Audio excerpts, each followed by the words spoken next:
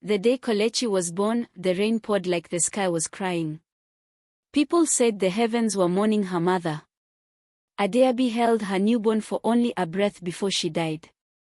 Her father, Chief Okafor, wrapped the tiny baby in cloth and whispered, "You will grow, Kelechi. You will be a blessing." For the first years of her life, she knew warmth. Her father sang Igbo lullabies, braided her hair in crooked lines, and carried her to the market on his shoulders. Traders called her Papa's little star. She was loved. But life changes when you are not looking. When she turned 6, her father remarried. At first, her stepmother, Chidinma, smiled warmly, bought her biscuits, touched her cheeks gently. But when her own child, Ifinanya, was born, everything shifted. Kelechi became a shadow in her own home, the reminder of a life before. Then came the sickness. Her father grew weak. Kelechi gave him water, wiped his forehead, prayed every night. But one evening, as the streetlights flickered on, he took his final breath. Kelechi screamed, shaking his body, begging him to wake up. But death does not listen to children. After the burial, her shield was gone. Her stepmother turned cold. Food disappeared. Clothes stopped coming. Kelechi worked from morning till night, cooking, sweeping, washing, fetching water. At 12, her suffering deepened. Every morning she carried bananas or pure water to the streets of Lagos.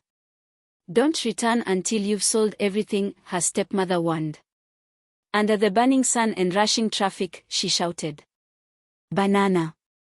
Cold pure water!" She dodged buses, endured insults, learned hunger. She learned survival. But even survivors break sometimes. One rainy evening, her tray was still half full. She could not go home. The thunder roared, rain beat down like stones, and Lagos began to shut down. Kelechi stood by the roundabout, soaked, trembling. She stepped forward to cross the road. A white Lexus skidded around the curve, tires screaming. The car missed her by inches. Her bananas scattered everywhere. A tall man stepped out, Chima Okon. "What is wrong with you?" he shouted, then saw her small body shaking in the rain. Not stubbornness. Not carelessness. Just suffering. Kelechi whispered, I haven't sold everything. I can't go home." Chima bent down. Slowly. Gently. He picked up each banana, placed them in a bag, paid for all without hesitation. "How much?" she told him. He paid. Then he asked softly, "Where do you live?" She hesitated, her stepmother had warned her never to tell. But she was soaked. Exhausted. Afraid. She whispered the street name. Chima drove her home through the pounding rain. But as Kelechi walked toward the gate, her stepmother burst out like a storm. "Foolish girl. Why are you?" She raised her hand to strike. Chima caught her wrist midair. "I'm someone who sees a child being abused," he said. His voice was calm but dangerous. "And I'm not leaving her here." "She is not your child," the woman shouted. "And she is not yours either," he snapped. He turned to the trembling girl. "Kelechi, do you want to stay here?" She shook her head. And that was enough. He took her home. In his small Ikeja apartment, his cousin, Auntie Ngozi, bathed her, fed her hot rice and stew, and gave her clean clothes. That night, Kelechi slept without fear for the first time in years. Days turned into weeks. Chima followed the right channels, legal steps, community leaders, church elders. He enrolled her in school. At first, she was timid, skinny, quiet. Teachers expected trouble. Instead, they found brilliance. Kelechi devoured her books, wrote neatly, listened with hunger. She studied late into the night.